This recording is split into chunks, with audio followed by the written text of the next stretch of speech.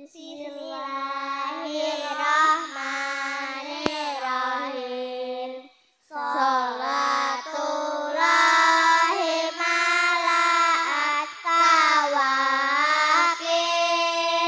ala ahmadu khairi man rakiban najaib.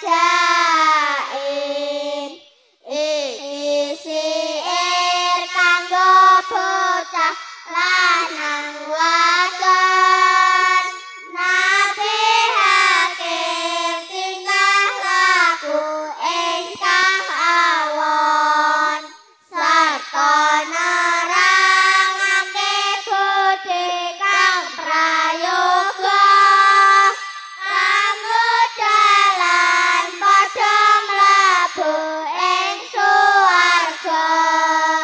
Bocah iku wiwit umur 7 taun kudu ajar tata keben ora getun, kudu tresna ning ibune kang rumati, kawit cilik marang bapa kang gemati.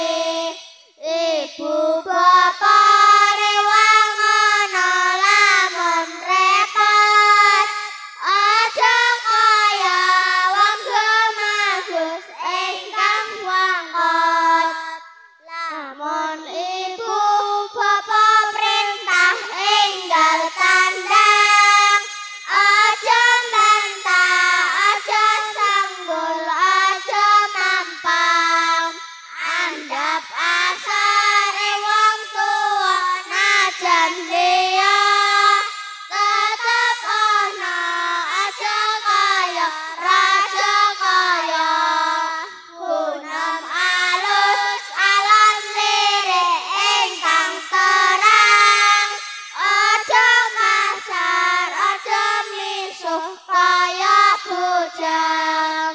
Yen wong tuwa lemah nisor sira aja, pisan lungguh dhuwur kaya cuma-cuco. Yen wong tuwa sare aja geger guyon, lamun sira nuju maca kudu alon. Lamun sira liwat ana ing ngarepe, kudu nuwun amit sarta DP. Kudu tresna ring ibune kang rumati, kawit cilik marang bapa kang gemati. Ibu bapa rewang ana lamun repot, aja kaya wong gemagus ingkang wangkot. Lamun ibu bapa duka becik meneng, aja melu padon uga aja mreneng. Bab ambake wektu dadi bocah kudu ajar bagi zaman, aja pikir dolan nganti lali mangan. Yen wayahe salat aja tunggu perintah, enggal tandang cekat aja wegah. Wayah ngaji, wayah sekolah sinau, kabeh mau gatekake mawon tuhu. Tetong subuh enggal tangi nuli adus, kudu nuli salat khusyuk ingkang bagus. Rampung salat andang gawe apa bae, kang prayoga kaya nyaponi omahe. Lamun ora iya maca-maca Quran, najan namung sithik dadi wiridan. Budal ngaji awan kabeh, tata krama lan adabe padha bae.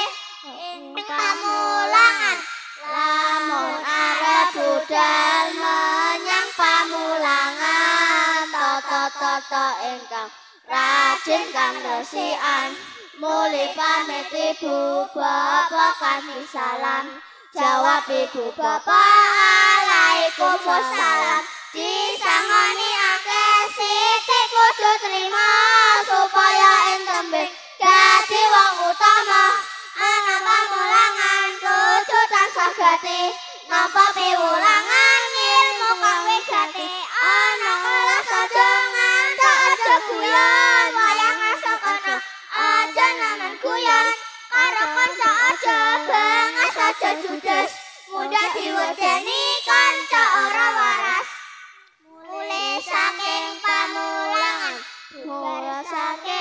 pamulangan enggal mulih aja mampir dolan selak ngelih tekan omah mulih saleh sandangane kudu pernah rajin rapi aturane wassalamualaikum